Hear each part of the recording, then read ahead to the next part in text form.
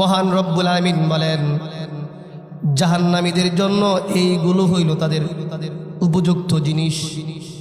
বলে দুনিয়ার মধ্যে যে পরিমাণ তারা নাফরমানি করেছে এর চাইতে ভালো তাদের সাথে ব্যবহার আর সম্মান করা যায় না। পানি চাইছে, উত্তপ্ত পানি আর পুজ আমি তাদেরকে দিছি, এর চেয়ে ভালো আর কি দিমু? বলে দুনিয়ার মধ্যে তো তারা শুধু খালি নাফরমানি করছে। আল্লাহ রাব্বুল আলামিন বলেন তাদেরকে এটাই হলো তাদের যথার্থ উপযুক্ত প্রতিফল, এটাই তাদের পাওনা। রাব্বুল আলামিন বলেন এই পাওনা তাদের জন্য এত যথার্থ কেন? আল্লাহ রাব্বুল আলামিন পরবর্তী আয়াতের মধ্যে বলেন ইন্নাহুম কানু লা ইয়ারজুনা হিসাবা। এরা ওই সমস্ত লোক কাল কিয়ামতের ময়দানকে তারা অস্বীকার করত, হাসরকে তারা অস্বীকার করত, কবরের জগৎকে তারা অস্বীকার করত। তারা মনে মনে এরকম একটা স্লোগান তুলতো, খাও দাও ফুর্তি করো, দুনিয়াটা মস্ত বড়, আগামীকালকে বাঁচবে কিনা একটু চিন্তা করো। বলে দুনিয়াটা অনেক মস্ত বড় হয়ে গেছে, বলে এই দুনিয়াতে আমরা রাখছি পরকাল বলতে কোনো কিচ্ছু নেই, কবর জগৎ বলতে কোনো কিচ্ছু নেই, বলে হাসর মিজান সিরাত বলতে কোনো কিচ্ছু নাই। এরা পরকালের প্রতি কোনো আশা রাখতো না, ভরসা রাখতো না। লা ইয়ারজুনা হিসাবা, পরকালের ব্যাপারে তাদের কোনো কি নাই, খোঁজ খবর নাই, কোনো আশাই নাই। মুসলমান ইমানদার শুধু তাই নয়, তারা আরো হটকারা করত, ওয়াকাযাবু বিআয়াতিনা কিযাবা। তারা শুধু এতটুকু বলতো না যে পরকালে তাদের জন্য কোনো কিছুর ব্যবস্থা থাকবে না, পরকাল বলতে কোনো কিছু নাই, এরকম বলে তারা ক্ষান্ত থাকতো না। আল্লাহ রাব্বুল আলামিন বলেন তারা আমার আয়াত সম্পর্কে মিথ্যা করত, আমার আয়াতকে মিথ্যা প্রতিপন্ন করত। ইযা তুলিয়াত আলাইহিম আয়াতুনা, মহান রাব্বুল আলামিন বলেন যখন তাদের সামনে আমার আয়াত সমূহ তেলাওয়াত করত, ক্বালা আসাতিরুল আউয়ালিন, কাফের বেঈমান মুশরিকেরা বলতো, নাস্তিকেরা বলতো এইগুলো গল্প কাহিনী, এগুলো পূর্ব লোকদের কথা সারা, এগুলো কিচ্ছু নয়, এগুলো পূর্ববর্তী লোকদের কিচ্ছা কাহিনী ছাড়া কোনো কিছু নয়। বলে তারা আমার আয়াত সমূহকে মিথ্যা প্রতিপন্ন করতো। আল্লাহ রাব্বুল আলামিন বলেন যে আল্লাহ তো জানেন কিয়ামতের ময়দানে যখন হিসাব নিবেন এই সমস্ত লোকেরা রাব্বুল আলামিনের সামনে মিথ্যা কথা বলবে। আল্লাহ রাব্বুল আলামিন বলেন ওয়া কুল্লু শাইইন আহসাইনাহু কিতাবা। মহান রব্বুল আলামিন বলেন এই জন্য তাদের এই কথার সঠিক সময়ে সঠিক জবাব দেওয়ার জন্য তাদের কর্মকাণ্ডগুলো আমি সংরক্ষণ করে লিখে রেখেছি। সুন্দর করে একটা এরকম বাইন্ডিং আকারে একটা, যেমন বই আমরা বাজারে দেখতে পাই, বিভিন্ন বই কিতাব বাইন্ডিং আকারে থাকে। আল্লাহ রাব্বুল আলামিন তাদের জন্য এরকম একটি আমলনামা বের করে ব্যবস্থা করে রাখবেন। কালকে আমাদের ময়দানে যখন তাদের আমলনামা তাদের সামনে দেওয়া হবে, এই আমলনামা তারা দেখে বলবে মালি হাদাল কিতাব, ইয়া রাব্বুল আলামিন এই কোন ধরনের আমলনামা, ওগো মালিক কোন ধরনের আমলনামা আমাদের সামনে তুমি উপস্থাপন করেছো। লা ইউগাদিরু সাগীরাতান ওয়ালা কাবীরাতান ইল্লা আহসাহা। ইয়া রাব্বুল আলামিন আমি ছোট বড় যে কোনো পাপ করছি, রাব্বুল আলামিন ওই অমাবস্যা রাত্রে এমুকের বাড়ি থেকে আমি চুরি করলাম, এমুকের গাছ থেকে আমি মাগরিবের পরে একটা মরিচ না বইলা আমি জমিন থেকে পেরে খেয়েছি, এমুকের ক্ষেত থেকে 10টা আলু নিয়ে আসছি। আয় আল্লাহ এমুক ব্যক্তিরা আমি হত্যা করে ফেলে দিয়েছি, জমিনের মধ্যে কেউ জানে না। ওগো মালিক আল্লাহ এটা কোন ধরনের কিতাব আমাকে তুমি দিলা, কেমন আমলনামা দিলা? ছোট বড় সব গুনার কোনো কিছু ছাড় পাই নাই, সবগুলো আমলনামার মধ্যে উল্লেখ আছে। মহান রব্বুল আলামিন বলেন ফামান ইয়ামাল মিসকালা যাররাতিন খায়রান ইয়ারা। আল্লাহ রাব্বুল আলামিন বলেন এই দুনিয়ার মানুষেরা তোমরা শুনে রাখো, যদি অনুপরিমাণ নেক কাজ করো এটাও তোমরা দেখতে পাইবা, আর যদি অনুপরিমাণ গুনাহের কাজ করো সেটাও তোমরা দেখতে পাইবা। অনু বলতে এটার ব্যাখ্যার মধ্যে আছে, অনু কাকে বলা হয়? মুসলমান ইমানদার দেখবেন যাদের টিনের ঘর আছে, টিনের ঘরের বেড়ার মধ্যে ছোট্ট একটি ছিদ্র থাকলে দেখবেন যখন পশ্চিম দিকে সূর্যটা যখন অস্তমিত হয় ঢলে যায়, ওই ছিদ্র দিয়া আলো আসে। দেখবেন আপনি যখন ঘরের ভিতরে থাকবেন ওই আলোর সাথে অনেকগুলো ধুলা কলা পানি এভাবে ঘুরতে থাকে উঠতে থাকে, দেখেন নাকি? বলে ছোট্ট ছোট্ট কণা। আপনি কিন্তু যখন এই আলো ছাড়া এমনি আপনি দেখতে পাইবেন না, যখন এই ছোট্ট একটা ছিদ্র দিয়া যখন এই আলোটা ঢুকে, বলে এই ছোট্ট ছিদ্রের ভিতরে যেই ছোট্ট ছোট্ট দুলি কণা, এটাকে বলা হয় অনুপরিমাণ, মানে বিন্দু। আরেক ব্যাখ্যার মধ্যে বলা হয়েছে কলমের নিবের যে একটা ফোঁটা পড়ে, বলে এটাকে বিন্দু বলা হয়। মহান রব্বুল আলামিন বলেন শুধু এই বিন্দু নয়, এর চাই একে যদি আরো টুকরা টুকরা করে দেওয়া হয়, মনোবেক্ষণ যন্ত্র লাগায়া দেখলে এটা দেখা যাবে। বলে এরকম নেক কাজ করলে সে ওটা দেখতে পাবে, আর এই পরিমাণ গুনাহের কাজ করলে সে ওটা দেখতে পাবে। সুতরাং আল্লাহ বলেন আমি কারো ব্যাপারে কিঞ্চিত পরিমাণ জুলুম করব না। কিন্তু এই দুনিয়ার মধ্যে আমরা এই দুনিয়াদারি পায়া সব কিছু ভুলে গেছি, আখেরাত পরকাল যা আছে সব ভুলে গেছি। মহান রব্বুল আলামিন বলেন তোমাদেরই সকল আমলনামা আমি সব কিছু বাইন্ডিং আকারে লিপিবদ্ধ করে সংরক্ষণ করে রাখছি। আল্লাহ রব্বুল আলামিন বলেন ফাযুকু ফালান নাযীদাকুম ইল্লা আযাবা। রব্বুল আলামিন বলেন ফাযুকু, তোমরা আস্বাদন করো জাহান্নামের আযাব। বলে তারা আস্বাদন করবে জাহান্নামের আযাব, জাহান্নামের শাস্তি। একমাত্র জাহান্নামের শাস্তি বৃদ্ধি করে দেওয়া হবে। এই দুনিয়ার নাফরমানেরা আল্লাহকে ভুলে গেছো, পরকালকে ভুলে গেছো, নাফরমানি করছো, এখন আযাবগুলো কি করে আস্বাদন কর। তোরা জাহান্নামের এই শাস্তিগুলো তোরা কি কর, ভোগ কর। জাহান্নামীদেরকে যখন মুসলমান ইমানদার শাস্তি দেওয়া হবে, বলে তারা যখন অনন্তকাল জাহান্নামের শাস্তি ভোগ করবে, ভোগ করতে করে তারা ক্লান্ত হয়ে যাবে। কত আর জাহান্নামের আগুন সহ্য করব, আর তো শরীরে কুলাই না। আল্লাহ রাব্বুল আলামিন বলেন একটা জাহান্নামীর শরীরের চামড়া হবে ৭০ জিরাআ, ৭০ গজ মোটা হবে জাহান্নামীদের শরীরের চামড়াগুলো। তার নিতম্ব মানে পাছা হবে উহুদ পাহাড়ের মতো। বলেন হুজুর এমন অবস্থা কেমনে হবে? কেন আল্লাহ রাব্বুল আলামিন জাহান্নামীদের দেহটা অত বড় করবেন? তার নিতম্ব কেন হবে উহুদ পাহাড়ের মতো? চামড়া হবে ৭০ গজ মোটা। আল্লাহ রাব্বুল আলামিন বলেন লিয়াযুকুল আযাব, আমি রব্বুল আলামিন যেন তাদের শাস্তিটা ভালোভাবে দিয়ে দিই, যেন ভালোভাবে শাস্তি ভোগ করে। এই জন্য তাদের অবস্থা, তাদের দেহটা এত গঠন এত ভয়াবহ হবে।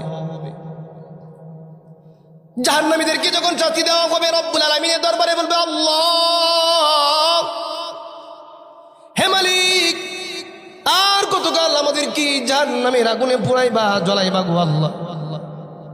জাহান্নামের আগুন আর সহ্য করতে পারতেছি না গো মালিক, জাহান্নামের আগুন সহ্য করতে আর পারতেছি না। তৃষ্ণায় ফেটা গেলে পানি চাইলে জাহান্নামের নিযুক্ত ফেরেশতারা পূজার ফুটন্ত পানি দেয়, সেইগুলো পান করলে পায়খানার রাস্তা দিয়ে নারী পুরুষ সব বের হয়ে যায়।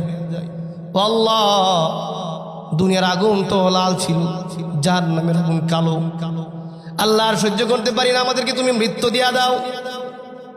আল্লাহ রাব্বুল আলামিন তখন এই জাহান্নামীদের তাদেরকে জবাব দেওয়ার জন্য কেমনে জবাব দিবে? তিরস্কারের জবাব। ভালো জবাব আসবে না, তিরস্কারের জবাব। তিরস্কারের জবাব কি? ফেরেশতাদেরকে নির্দেশ দিবেন, হে ফেরেশতারা এই জাহান্নামীদের আত্মাটাকে একটা বকরি অথবা একটা দুম্বার আকার ধারণ করে তাদের সামনে উপস্থাপন করো। ও মা, পর্দার আলের মা বোনেরা লক্ষ্য করে শুনেন। আল্লাহ রাব্বুল জিন্দেগিকে পরকালের উপর প্রাধান্য দিয়েছো। তোমরা খালি দুনিয়াকে আসল উদ্দেশ্য মনে করেছো, দুনিয়া দুনিয়া করেছো। জমিনের সাথে তোমার জমিনের সাথে তোমার প্রতিবেশীর খেত লাইল আইল কেটে কেটে তুমি তোমার জমিনকে বড় করেছো। প্রতিবেশী যখন তোমার কাছে নালিশ নিয়ে আসে, বলে ভাই আমি গরিব মানুষ, আমার জমিনকে কেন তুমি কেটে কেটে তোমার জমিনকে বড় করলা? আপনার তো কি এখন 5 জন 6 জন ছেলে লাঠি সোটা নিয়ে জমিনে গিয়া ওই গরিব মানুষকে হামলা করে তারে পিটায়া তারে একবারে মাইরা ফেলাইছিল, অথবা আহত করে ফেলেছেন, হাড্ডি গুড্ডি ভেঙে। একমাত্র এই লালসাগুলো অন্তরের মধ্যে লালন করেছেন দুনিয়ার জিন্দগি পাওয়ার জন্য, অসৎ পথে সম্পদ উপার্জন করার জন্য। আল্লাহর পয়গম্বর সাল্লাল্লাহু আলাইহি সাল্লাম একদিন সাহাবায়ে কেরামদেরকে নিয়ে কথাবার্তা বলতেছেন। হঠাৎ আল্লাহর পয়গম্বর ডাক দিয়ে বলেন, ও আমার সাহাবারা, কাল কিয়ামতের ময়দানে সব চাইতে হতভাগা কে হবে? সব চাইতে নিঃস্ব ব্যক্তি কে হবে? হাদিসের ভাষায় বলা হয়েছে মুফলিস, নিঃস্ব, হতভাগা। এই কথা শোনার পরে সাহাবায়ে কেরাম আরজ করলেন, ইয়া রাসূলুল্লাহ, ইয়া হাবিবাল্লাহ, ওগো আল্লাহর পয়গম্বর, আল্লাহ এবং তার রাসূল ভালো জানে কিয়ামতের ময়দানে কি সবচেয়ে নিঃস্ব হবে, গরীব হবে? আল্লাহর পয়গম্বর বলেন, সাহাবায়ে কেরাম তোমরা শোনো, কিয়ামতের ময়দানে ওই ব্যক্তি সব চাইতে বড় নিঃস্ব হবে যারা আমল পাহাড় পরিমাণ নেক থাকা সত্ত্বেও, আমল ভালো থাকা সত্ত্বেও কিয়ামতের ময়দানে তাকে জাহান্নামী বলে ঘোষণা দিবে। বলেন না নাউযুবিল্লাহ। বলে তার পরিমাণ, তার নেক এই পরিমাণ, বলে পাহাড় পরিমাণ নেক, কিন্তু পাহাড় পরিমাণ নেক থাকা সত্ত্বেও ওই ব্যক্তি জাহান্নামের মধ্যে যাবে। সাহাবায়ে কেরাম বললেন, ইয়া রাসূলুল্লাহ, ওগো আল্লাহর পয়গম্বর, কোন কারণে এই সমস্ত যারা লোক নেক থাকা সত্ত্বেও জাহান্নামে যাবে, কারণটা কি? আল্লাহর পয়গম্বর বলেন, বলে দুনিয়ার মধ্যে মানুষগুলো কি করছে? হজ করছে, মানুষ তাকে হাজি সাহেব বলবে। ওয়াজ মাহফিলের মধ্যে হাজি সাহেব না লাগাইলে মাহফিল বন্ধ করে দেয়। হাজারা বলে ওয়াজ মাহফিলের মধ্যে দানবীর ইমুক মিয়া নাম না গাইলে মাহফিল বন্ধ। আবার বলে যে এই পোস্টার বাদ দিয়ে নতুন করে পোস্টার করেন, আমার নামের আগে দানবীর নাই, আমার নামের আগে হাজি নাই। কিন্তু এটা তো কেউ বলে না, যে ব্যক্তি সুদ খায় বলে আমার নামের আগে সুদি লাগান, সুদি মহাজন। আমি ঘুষখোর, আমার নামের আগে লাগান ঘুষখোর ইমুক মিয়া সভাপতি, প্রধান অতিথি, এরকম তো বলে না। মানে এবাদত দিয়ে কি করে? এবাদতের একটা লকব, এটা লাগাইলে খুব খুশি, আলহাজ ইমুক মিয়া সাহেব, আলহাজ দানবীর ইমুক মিয়া সাহেব, এটা দিয়ে কি বাহাবা দেয়। মহান রব্বুল আলামিন বলেন কিয়ামতের ময়দানে, বলে এই হাজী সাহেবকে হাজী সাহেব বইলা বলছে, বলে দুনিয়ার মধ্যে তার নিয়তই ছিল খারাপ, দুনিয়ার মধ্যে তার নিয়ত ছিল খারাপ। খারাপ নিয়ত থাকার কারণে বলে যেটা দুনিয়ার খেতাব পাওয়ার সে দুনিয়ার মধ্যে পায়া গেছে, আখিরাতে তার কোনো কি নাই, তার জন্য কোনো অংশ নাই। এবং যে ব্যক্তি সবচাইতে নিঃস্ব হবে, বলে তার আমলনামা বেশি ভালো থাকার কারণে সে জাহান্নামে যাবে। মানুষের হক নষ্ট করছে। হাদিসের মধ্যে আসছে, বলে ওই বান্দা সে নিজের আত্মীয় স্বজনের হক নষ্ট করছে, মুসলমানের হক নষ্ট করছে, ভাইয়ের হক নষ্ট করছে, বোনের হক নষ্ট করছে, পাওনাদারের পাওনা দেয় নাই। দুনিয়ার মধ্যে শক্তিশালী বেশি থাকার কারণে, পলিটিক্যাল পাওয়ার, অর্থনৈতিক পাওয়ার থাকার কারণে মানুষকে মানুষ মনে করে নাই, যাতাই সাতাই জুলুম করছে। আল্লাহ রাব্বুল আলামিনের দরবারে যখন তার হক পাওনাদার গুলো রব্বুল আলামিনের দরবারে মামলা দায়ের করবেন, ইয়া রব্বুল আলামিন, আল্লাহ তোমার এই বান্দা দুনিয়ার মধ্যে সবল ছিল, সে আমার উপর অত্যাচার করছে, আমি ছিলাম নিঃস্ব, আমার 2 ঘন্টা বা 3 ঘন্টা বাড়ি ছিল, সে জবরদস্তি করে 1 ঘন্টা বাড়ি জবরদস্তি করে লেখায়া বা বুক দখল করে নিয়েছে। আয় আল্লাহ, তোমার কাছে আমি আজকে ফাইসালা চাই, আমার বিচার কর। রব্বুল আলামিন ডাক দিবে, এই বান্দা সে কি মিথ্যা বলছে নাকি সত্য বলছে, ওই ব্যক্তি চুপ থাকবে, একবার নিশ্চুপ হয়ে যাবে। আল্লাহ রাব্বুল আলামিন বলবেন, বান্দা আজকে তো টাকা পয়সা দিয়ে লেনদেন হবে না, জমিন ফেরত দেওয়ার কোনো কায়দা নাই, জমিন ফেরত দেওয়ার কোনো ব্যবস্থা নাই, সিস্টেম নাই, লেনদেনের কোনো ব্যবস্থা নাই। তোমার হক তো পাওনাদার তোমার বাকি আছে, এখন তোমার কি দিবা? এই যে দেখো তোমার নেক, নেক থেকে এই পরিমাণ সম্পদ পরিমাণ নেক তুমি দিয়ে দাও, তার এই নেক দিয়ে দেওয়া হবে। আবার আরেক পাওনাদার আসবে, বলবে রব্বুল আলামিন আল্লাহ তোমারই বান্দা আমার থেকে দুনিয়াতে 10,000 টাকা ধার নিয়েছিল, আমি টাকা খুঁজলে আমারে মার দূর করে। আয় আল্লাহ তোমার কাছে আমি আজকে মামলা করলাম, রব্বুল আলামিন আল্লাহ আজকে আমি আমার পাওনা বুঝে পেতে চাই। আল্লাহ রব্বুল আলামিন বলবেন, এই তোমার পাওনাদার চলে আসছে, তাকে তুমি 10,000 টাকা পরিমাণ নাকি দিয়ে দাও, দিয়ে দেওয়া হবে। আপন ছোট ভাই আসবে, রব্বুল আলামিন আল্লাহ আমি ছোট ভাই ছিলাম, সে আমার বড় ভাই, কিন্তু সে বড় হওয়ার কারণে আমাকে মেরে আমার পৈতৃক সম্পত্তি থেকে আমাকে বঞ্চিত করেছে। রব্বুল আলামিন আল্লাহ আজকে তোমার দরবারে আমি তার বিরুদ্ধে মামলা করলাম, ইয়া রব্বুল আলামিন আজকে তুমি আমাকে কি করো, ইনসাফের বিচার করো। বলে তার নেক থেকে এই পরিমাণ নেকি দিয়ে দেওয়া হবে। এরকম ভাবে পাওনাদার আস্তে আস্তে আসতে থাকবে, তার নেকি ও পার পরিমাণ নেক দিতে দিতে সবগুলো শেষ হয়ে যাবে, কিন্তু পাওনাদারের সিরিয়াল লম্বা লাইন আরো বাকি আছে। এরা বলবে, ইয়া রাব্বুল আলামিন তার তো এখন নেক শেষ হয়ে গেছে, তার তো আল্লাহ আর নেক নাই, কিন্তু পাওনাদার অনেক দীর্ঘ একটা লাইন পাওনাদার বাকি আছে গো আল্লাহ, এটার ফয়সালা আপনি এখন কেমনে করবেন? মহান রব্বুল আলামিন বলেন, আমার বান্দা বান্দিরা তোমরা চিন্তা করো না, তোমাদের এই সমস্ত পাপের বোঝাগুলো এই বান্দার উপর চাপায়া দাও, তোমাদের পাপের বোঝাগুলো তার উপর চাপায়া দাও। তখন সমস্ত পাওনাদার যারা বাকি ছিল তাদের পাপের বোঝাগুলো ওই ব্যক্তির উপর চাপায়া দেওয়া হবে, ওই ব্যক্তির উপর চাপায়া দেওয়া হবে। আল্লাহর পয়গম্বর বলেন, হে আমার সাহাবারা, কিয়ামতের ময়দানে এর চাইতে নিঃস্ব মুফলিস ব্যক্তি ছাড়া আর কেউ হবে না। একই সবচাইতে বড় কি? নিঃস্ব ব্যক্তি, এর চাইতে হতভাগা আর কেউ না। এখন দেখেন, এটা কিন্তু হাদিসের কথা, এটা আমার কথা, বানানো কোনো কথা না। এখন যাদের আমার মাইকের আওয়াজ যত দূর পর্যন্ত যায়, যে সমস্ত ভাইয়েরা, যে সমস্ত বাবারা এই মানুষের হক নষ্ট করতেছেন অন্যায়ভাবে জুলুম করে, আপনি আল্লাহর দরবারে কি জবাব দিবেন? ভাইয়ের সম্পত্তি আপনি বুক কইরা মসজিদে বসে তাসবিহ নিয়া সুবহানাল্লাহ সুবহানাল্লাহ পড়তেছেন, কি অবস্থা হবে? ভাইয়ের সম্পত্তি আপনি অন্যায়ভাবে গ্রাস কইরা উমরা কইরা আইন, হজ কইরা আসেন, আর এই ভাই আপনার দুকে দুকে না খায় মেরে মারা যাচ্ছে, চিকিৎসা করার টাকা নাই, প্রতিবেশীর সম্পত্তি আপনি দখল করে খাইতেছেন। ইবাদত বন্দেগী যতই করেন, হক দুই প্রকার, একটা আল্লাহর হক আর একটা কি বান্দার হক। আল্লাহর হক কোনগুলি? নামাজ, রোজা, হজ, যাকাত ইত্যাদি।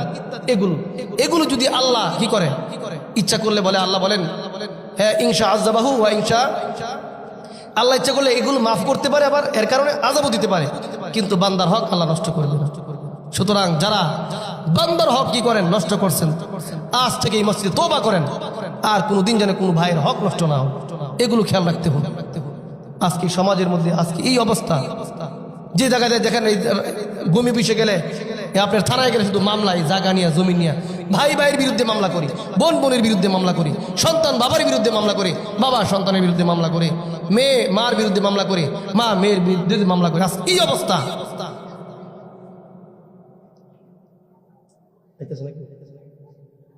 আজকে, এই অবস্থা আমাদের এই সমাজ ব্যবস্থা। তো আল্লাহর সামনে আমরা কি জবাব দেব? সুতরাং কখন কার আমার আপনার মৃত্যু হয়ে যায় এটা বলা যায় না। সেই জন্য মৃত্যুর আসার আগেই পরকালের সামানা এবং মানুষের হকগুলো যথার্থভাবে দিয়ে দিতে হবে, নতুবা আমার আপনার অবস্থা খুব খারাপ। আমি একটা হাদিস পড়ছিলাম, ইন্নামাল আমালু বিল খাওয়াতিম, শেষ ভালো যার সব ভালো তার। যখন আপনি সর্ব অবস্থায় ভালো কাজ করবেন, আল্লাহ রাব্বুল আলামিন আপনার শেষ পরিমাণ কি করবে? ভালোই রাখবে। মৃত্যুর সময় ঈমান নসিব হবে, নতুবা অবস্থা অত্যন্ত কি খারাপ হয়ে যাবে। সেই জন্য সর্ব অবস্থায় মহান রব্বুল আলামিনের হুকুমগুলো যথাযথভাবে মানতে হবে, 5 ওয়াক্ত নামাজ পড়তে হবে। রাসূল বলেন, বুনিয়াল ইসলামু আলা খামসিন, শাহাদাতি আল্লা ইলাহা ইল্লাল্লাহ ওয়া আন্না মুহাম্মাদান আবদুহু ওয়া রাসূলুহু। ইসলামের ভিত্তি হইল বেনা হইল গিয়া 5টা, এটা আমরা সবাই জানি। একটা ঘর বানাইলে খুঁটির প্রয়োজন পড়ে, এই খাম্বার প্রয়োজন পড়ে। বিল্ডিং বানাইলে বিল্ডিং ছাড়া খাম্বার কোনো কি নাই, দাম নাই। ঠিক রাসূল বলেন, ইসলামের ভিত্তি বলে আমি যে মুসলমান দাবি করব, আমি যে শেষ নবীর উম্মত দাবি করব আল্লাহর দরবারে, বলে এই 5টা জিনিস আছে। বলে এক নম্বর হইল গিয়ে ঈমান। ঈমান হইল গিয়ে 1 নম্বর শর্ত, লা ইলাহা ইল্লাল্লাহ। এটা হইল গিয়া ঈমান। ঈমান আনছেন, আপনি এখন মুসলমান হইছেন, আল্লাহর দরবারে আপনি সারেন্ডার করছেন, আত্মসমর্পণ করছেন। খালি আপনি এখন মুসলমান হইছেন, গরু খাওয়া মুসলমান হইলে চলবে না, ছাগল খাওয়াইন না মুসলমান হইলে চলবে না। মহান রব্বুল আলামিনের হুকুমগুলো পালন করতে হবে। এরপরে যে ইবাদত বন্দেগী আছে, কিছু ইবাদত আছে, ইবাদত 2 প্রকার, একটা হইল গিয়া জিসমি, আরেকটা হইল গিয়া মালি। দৈহিক ইবাদত, আরেকটা হইল গিয়া আর্থিক ইবাদত। দৈহিক ইবাদত কি? ওয়া আন্না মুহাম্মাদান আবদুহু ওয়া রাসূলুহু ওয়া ইকামিস সালাহ ওয়া ইতাইজ যাকাত। একটা দৈহিক ইবাদতের মধ্যে হইল গিয়া নামাজ, শারীরিক ইবাদত, এবং রোজা শারীরিক ইবাদত। তারপরে আর্থিক ইবাদত কি? যাকাত এবং হজ। হজের মধ্যে অর্থ লাগে এবং শারীরিক শক্তিও লাগে। যারা হজ এবং উমরা করে আসছেন তারা জানেন কি লাগে। হজের মধ্যে কি অর্থ লাগে, আবার শক্তিও লাগে। তো শারীরিক এবং আর্থিক ইবাদত, তো এই সব যারা দুনিয়ার মধ্যে মনে করেন টাকা পয়সার কি নাই, অর্থ নাই, এদের উপর যাকাতও আসে না, ফিতরাও আসে না, হজও আসে না। আর যারা আমাদের সমাজে ধনীবান তাদের উপর হজ ফরজ, যাকাত দেওয়া কি ফরজ হয়ে যায়, সদকা ফিতরা দেওয়া কি ওয়াজিব হয়ে যায়। আল্লাহ রাব্বুল আলামিন লা ইউকাল্লিফুল্লাহু নাফসান। শেষ সময় আপনার বাবা সন্তান থেকে এই জানাজার দোয়াটাও পায় না। বলে হুজুর দোয়া কেমনে, নিয়ত কেমনে, নিয়ত কম। আর নিয়ত যখন আপনি বাসা থেকে বের হয়েছেন, আপনার জানাজার নিয়ত কি হয়ে গেছে, হাসিল হয়ে গেছে। তারপরে কবরের মধ্যে কিভাবে লাগবে এগুলো জানে না। বলে বাবাকে সারা জীবন বাবা আপনার পিছনে শ্রম দিছে, বাজারে গেলে কোনো কিছু খায় না, সন্তানের জন্য চকলেট নিয়ে আসে, সিঙ্গারা পুরি এগুলো নিয়ে আসে। কিন্তু দুঃখের বিষয়, বাবার জন্য জানাজার নামাজের দোয়াটা পড়তে পারলো না। বাবাকে 3 মুষ্টি মাটি কবরের মধ্যে দিবে, দোয়া জানে না। মিনহা খালাকনাকুম ওয়া ফিহা নুঈদুকুম ওয়া মিনহা নুখরিজুকুম তারাতান উখরা, এই দোয়াটা পারে না। আর এই সারা জীবন আপনি কোন সম্পদ কই ব্যয় করলেন, আপনার হায়াতের জিন্দেগি কোথায় ব্যয় করলেন? এখন তায়াম্মুমের ফরজ কয়টা জানে না। তাহলে ওই ব্যক্তি অসুস্থ হইলে কিভাবে তায়াম্মুম করবে, গোসলের ফরজ কয়টা অনেকে এটাও জানে না, হুজুর ফরজ কয়টা ভালো করে জানে না, হুজুর সুন্নত তো দূরের কথা, নামাজ কিভাবে পড়বে এইভাবে জানে না। খালি মসজিদে চলে আসে, ইমাম সাহেবরে খালি ভুল ধরে ওই চিন্তা আছে। ইমাম সাহেব 1 রাকাত পড়তে পড়তে মুসল্লি 5 রাকাত নামাজ পড়ে ফেলে। তাহলে বোঝা যায় ইমামের জবান থেকে মুসল্লির জবান বেশি পাতলা।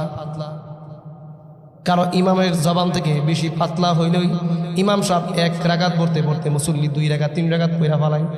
কি নামাজ পড়েন আল্লাহর দরবারে কাল কিয়ামতের ময়দানে?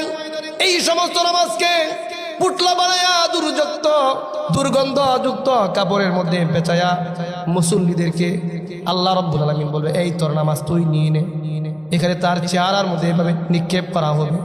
বলে তুই কেমনে নামাজ পড়ছস? নামাজের মধ্যে তুই অলসতা ভাবে দাঁড়াইছস, তোর রুকু ঠিক মতো হয় নাই, সেজদা ঠিক মতো হয় নাই, তুই কোনো কিছু জানোস নাই।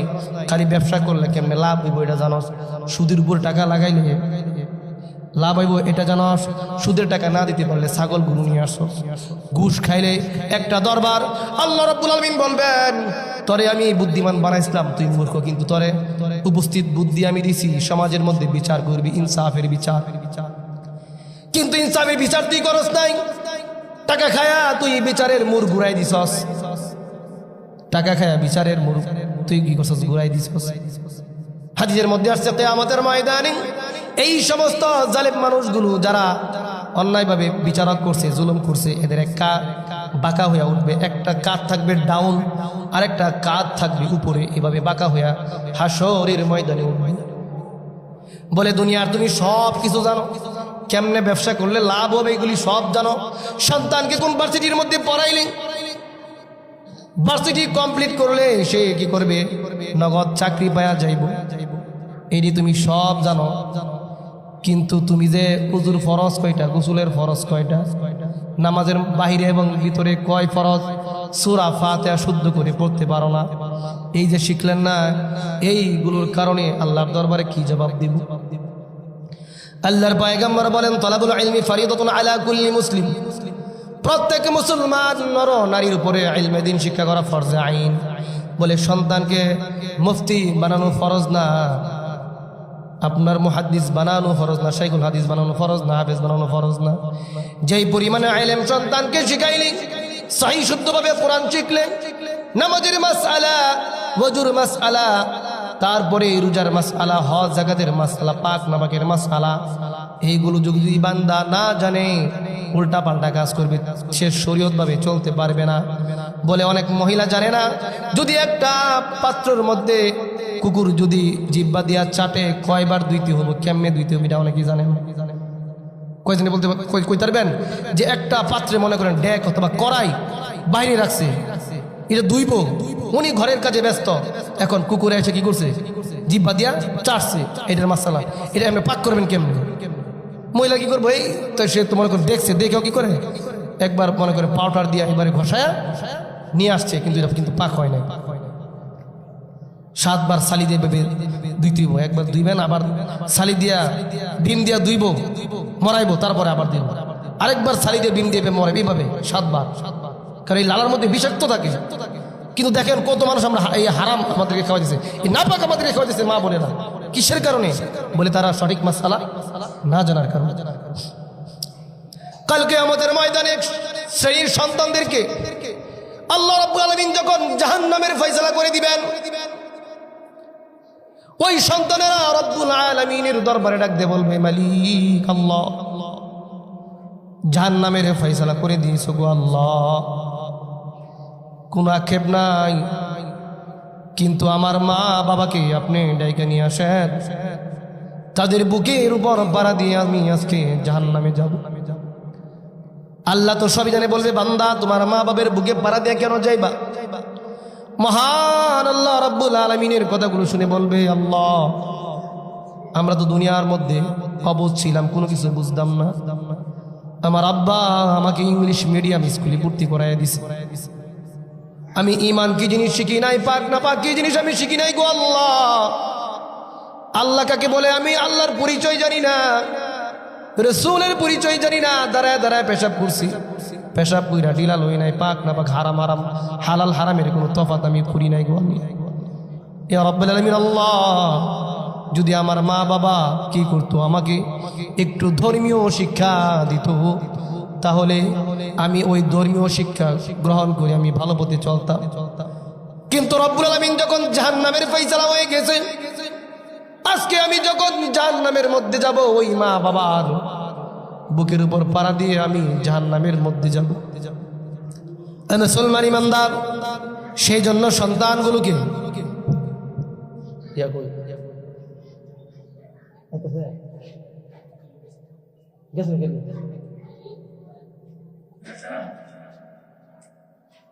নিয়ে আসেন, এই বক্তার নিয়ে আসো, আমি সিগন্যাল দিচ্ছি, আমি খালি খালি বুঝতে পারবো, আমরা মনে করি খেলা করলো, বেশি কথা কথা জানবো। তো বলতেছিলাম, তো রাসূলুল্লাহ সাল্লাল্লাহু আলাইহি ওয়াসাল্লাম বলেন, আলা কুল্লুকুম রাঈন ওয়া কুল্লুকুম মাসউলুন আন রাইয়াতিহি, এই আমার উম্মতেরা তোমরা শুনে রাখো, তোমরা সকলেই কি গার্জিয়ান, এবং প্রত্যেকেই তার আহাল পরিবার সম্পর্কে আল্লাহর দরবারে জিজ্ঞাসিত হবে। এই যে আজকে মনে করেন ছেলে মেয়েরা